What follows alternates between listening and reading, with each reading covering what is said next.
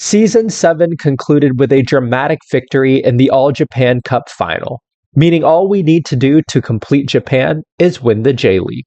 But with poor finances potentially limiting our ability to improve the squad, I decided to apply for job openings in China and Australia. However, compensation turned out to be an issue, and as I didn't want to resign from Hiroshima, I decided to stay in Japan for one more season. I flirted with the idea of leaving Hiroshima during the off season, but I've decided to stay for one more season and take a proper crack at the J League. Despite our financial troubles, which admittedly I am probably contributing to at this point, we have been able to spend some money and bring in some players. I'll note we've also done that with the help of some player sales. So Kaito Arai here, we sold him for 1.5 million to Urawa here. We have Masaki Watai here. We've sold him for $1 million as well. We've sold Takumi Kawai here for £700,000. So we have made some big sales so that we can supplement our spending, but I've definitely taken advantage of monthly installments. We've made 4 really huge signings, which I believe should make us odds-on favorites to win the J League this season. The least impressive of our 4 signings is Masayuki Yokoyama, a very solid center back, and at just 19 years old, I don't know if we're going to be around to see him at his best, but he's a very good player for 19 years old. Even at this level, he's already a really solid center back. I like the fact that he has physical attributes that are going to come in. And perhaps the most important thing here is we have taken him away from a direct rival. Urawa were, I think, our biggest competitors to winning the league. So the fact that we've taken a good player away from a direct rival, I think is really important for us. But our 3 big signings of the transfer window are Daiki Nakamura here. The 19-year-old forward is phenomenal.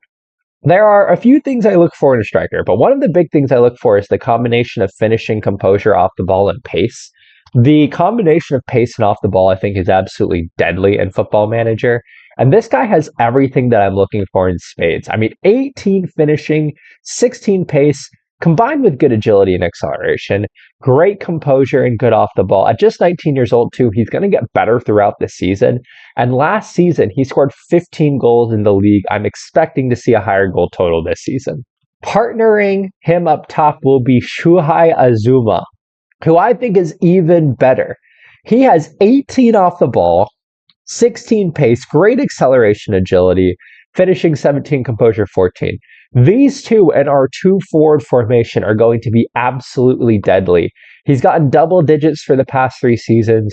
I think the 2 of them both individually can be a 20-plus goal a season striker. But finally, the signing I am most excited about, Oscar Zambrano. And if you recognize the name, it is because he was part of our Champions League elite winning side at Daejeon, and we have brought him to Hiroshima for just £2.6 million. Considering how good he is, I am incredibly happy with that total. And given the importance of the central mids in our tactic, we brought in 4 players that are going to be absolutely deadly for us. So at this point in time, this is how our setup looks. So we're going with the kind of asymmetric 4-3-2-1/4-4-2 formation. Currently, Nakamura is injured, but him and Azuma will definitely partner each other up top. I've decided to put Zambrano because of that 17 pace. I've decided to put him on the right-hand side, and I've changed him to a center mid on attack. I want him to get forward. I think he's going to be really great there. We still have Tanaka and Benitez here. Again, Tanaka, an absolutely brilliant advanced playmaker, especially for this level. Eduard Benitez probably now is the weakest of our central midfield positions, but even still, I mean, he's an excellent, excellent player. And I'm feeling a little bit better about our back line. I still think our back line is probably where we're weakest at the moment. I do think Yokoyama coming in, I mean, hopefully he'll improve throughout the season, but he does improve our center back positions. Kato next to him is okay. Again, I think this is where we're maybe struggled this season. Like Damahu here, very good going forward, like really solid pace, but tackling is only 8, marking is only 10, so he's not the greatest wingback in the world. And Sugimoto here is probably, again, one of our best players, but again, tackling's only 9, marking's 11, heading's 10. So it's not like we have great players in the fullback position, especially on this side. This maybe is where we could be exploited.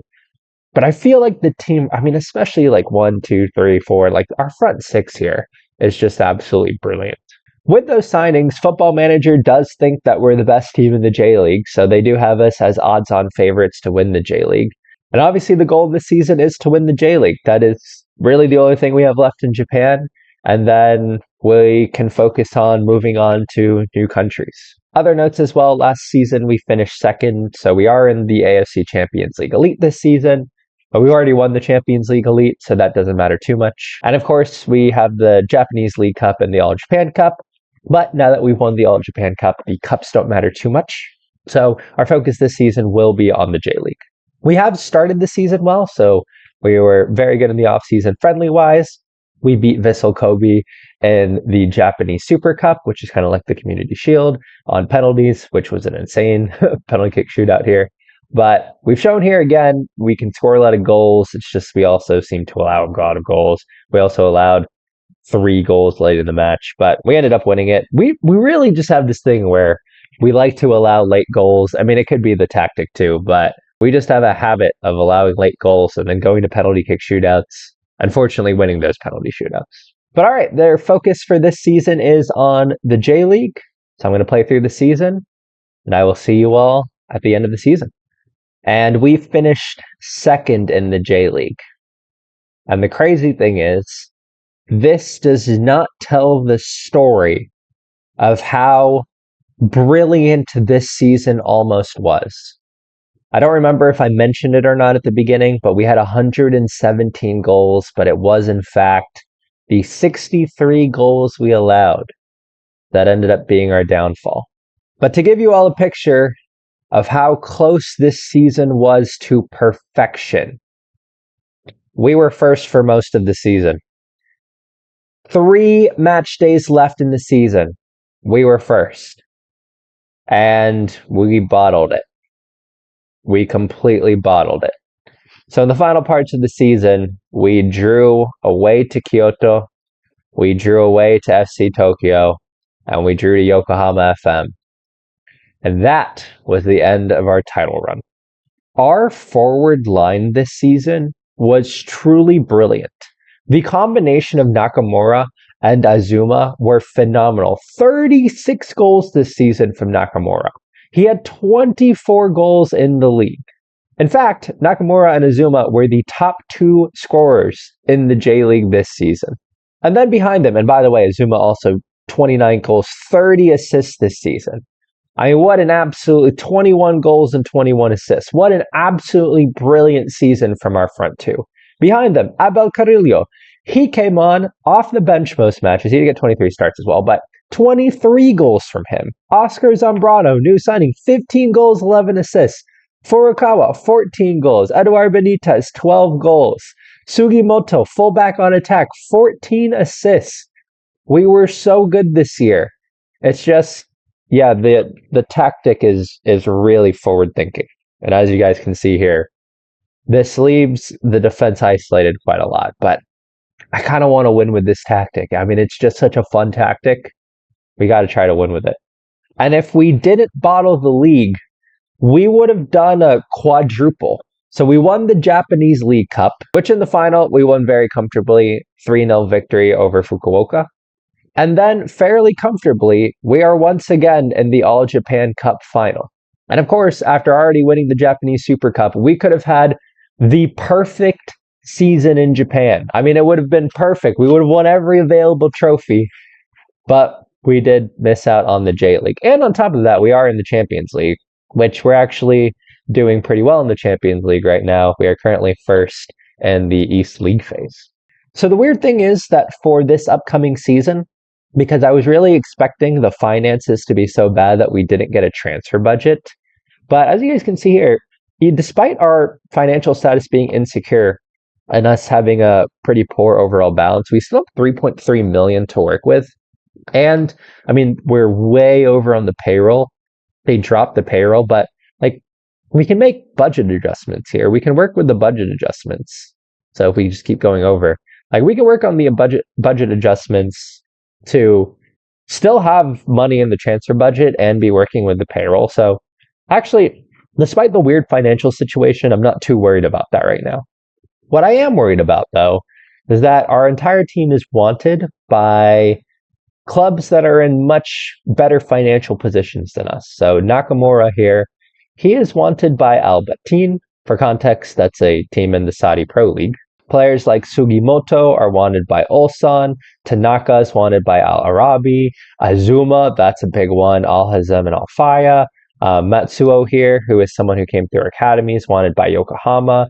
Damahu, our starting left back, is wanted by clubs in Saudi Arabia and Iran. And Carrillo here is wanted by Napoli, of all clubs. And the important ones to keep are going to be Azuma and Nakamura here, because we've seen that they can essentially carry us to trophies. So we need to make sure that we keep them around. So hopefully they won't be too unhappy when I inevitably reject their bids.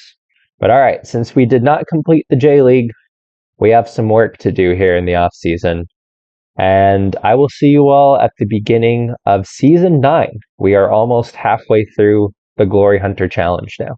The last thing we had to do for this season was to play the All Japan Cup final. And while last season we tried to keep things interesting, this season we played a much better match. Asserting our dominance in Japan, we got off to a hot start that led us to winning this match 8-0. Hopefully, this dominance would be a sign of things to come for next season, as we had the attack going strong and we had the defense working well. And hopefully, this All Japan Cup victory would lead to continued domestic dominance moving into season 9. All right, we are at the beginning of season 9 now, and at this point, I've depleted the transfer budget. We are doing well with the payroll. And we've done everything we can to win the J League this season. And as part of this process, we have made a few key signings. And I think those are going to be the signings that lead us to glory. I have made a point of making sure I shore up the defense. And Futoshi Sato here is going to be an upgrade in the goalkeeping position. He's a young player, so he will improve as well throughout the season. And he has a good personality. But he is an upgrade in the goalkeeping position. We have taken him off arrival, and we should see that this helps out our defense a lot. But I think the most important position I needed to improve was the center back position. And we've signed 2 big center backs. First, Diego Quintero here. He is a much better physical defender, good strength, good pace, good jumping reach for this level. And he actually has good defensive technical attributes with his heading, marking, and tackling, which we haven't necessarily had. Just 21 years old, and with a professional personality, he will continue to get better, but he is going to immediately slot in to the starting center back role. Alongside him, I have signed an Irishman, Nathan Hurst, because he is an excellent ball-playing defender with phenomenal physical attributes. 17 jumping reach, 14 pace, 16 strength. Again, good defensive technical attributes and good positioning as well. But perhaps most importantly, he also has really good passing and vision. So this is going to allow us to be able to play out of the back a little bit better, while also just being physically amazing. I think he's a very solid signing in the back. So those 2 were our main signings that I think actually helped to improve the squad. And then I've signed 2 more players predominantly for squad depth. First off, on a free, I've signed Ketir Mendez here, the 22-year-old Colombian. I've signed him predominantly because you can never have too many forwards, in my opinion. And just in case one of our 2 brilliant Japanese forwards gets injured, or if halfway through the season another club comes calling and they end up leaving, we have a player with good finishing, good composure, good pace, and good off the ball here. And I think he could immediately step in and be a 20-goal-a-season forward. And finally, in case either of those players leaves, we do need good Japanese forwards to meet squad registration rules. And Daijiro Shiga here is the best other forward in the J League, and we have signed him from last season's J League winners. So we have a proven forward who has shown that he gets double-digit goals in the J League each season. I have no doubt that we'll be fine. It is important to note here that both Nakamura and Azuma, who were our two star forwards from last season, have asked to leave the club, and we have had bids in place for them. But something that I found that really works well in the game is to say that the price that was offered isn't good enough. And what we've done is just negotiate a price that always seems to be higher than clubs are willing to pay for them. And no club has gone in for the asking price. So Azuma is a 12 million asking price. Nakamura is a 4.4 million asking price. That's what we negotiated. Clubs have not made a bid that large yet, so I just keep rejecting the bids. And as long as those bids don't come in, they're going to stay. I'm just worried that a bid will come in. I'm going to have to accept it. But again, we have those other players who, if I end up selling either of these players because one of those bids comes in, we should still be fine as far as getting goals is concerned. So this is what our team looks like at this point. It is significantly improved. We have a much better spine here. So we have Sato in goal now, and Quintero and Hurst in the center of defense positions. We still have our brilliant central midfield three here, flanked by Zambrano, who's the real star, and we still have Azuma and Nakamura up top. But just like I mentioned before, we do have players waiting in the wings. We still have Ketir Mendez who can come in if either of those players go. We have Daijiro Shiga here if either of those players go. And we still have a player who's been with us this whole time, Abel Carrillo, who is another player who surprisingly no clubs have actually come in and bid for yet, but we have set a 5 million asking price for him. But again, 21 goals and 11 goals. So we have players who can hopefully win us the league if either of those guys leave. We are once again expected to win the league, so we are 8 to 11 odds to win the league. I think the important thing here is we signed Urawa's best player, so I think that helps a lot. And looking at the Media Dream 11, we have all but two of the players in the Media Dream 11. So we should be by far the best team in the J League. And we've had a brilliant start. We won the Super Cup 4-1. I mean, we were completely dominant against our arguably closest rivals. So all signs suggest we should win the J League this season. But we'll also, try to do well in the All Japan Cup again. We'll try to do well in the Japanese League Cup again. And of course, we are in the Champions League Elite, which at this point doesn't matter, but we do play Adelaide United in the round of 16. But that is our preview of this season. Let's play through season 9, and I'll see you at the end of things. And we have finally completed Japan. We have won the J League fairly comfortably. For a little bit of perspective, we were the dominant force throughout this season. It was never a question of whether or not we were going to win the J League. It was mostly just when we were going to do it. So we finally built a team good enough to absolutely dominate in Japan. Funnily enough, we were knocked out by Urawa in the Japanese League Cup, but we are once again in the All Japan Cup final. But at this point, I will not probably stick around to play that match because at this point, we might as well start looking for other jobs. I also want to note here, because this has been a weird quirk of this Glory Hunter challenge.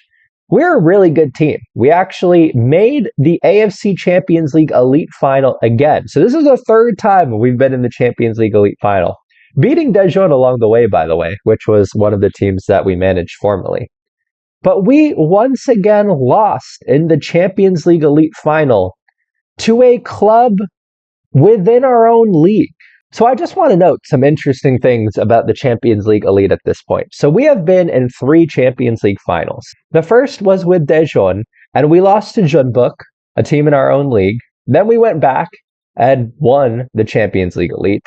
And then we once again have made the Champions League Elite Final and lost to Vissel Kobe. These are, maybe I just am not being, maybe I'm just complacent in these matches because I feel like we're beating better teams en route to the final.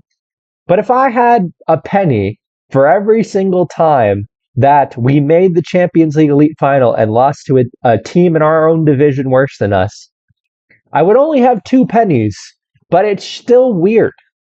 I don't know, man. But it doesn't matter. We've already won the Champions League Elite. It's just one of those that would be nice for our reputations and help us in getting a better job. However, again, we've won the J League. That's the important thing. And our squad en route to winning the J League was a lot of fun. Once again, Azuma coming up with big goals. Daijiro Shiga, the new signing, coming up with big goals. Nakamura coming up with big goals. Zambrano doing well. Mendez doing well. Eduard Benitez doing well. Nathan Hurst with his great jumping reach. Scored quite a few times from corners. So overall, yeah, this is a really good squad. I don't think it's quite as good of a squad as the team we had at Daejeon, but Azuma, Nakamura, and our front line were absolutely brilliant. But alas, it will be time to move on. We are almost halfway through, so we're 9 seasons through now. This is the end of season 9, and we'll be moving into a 10th season.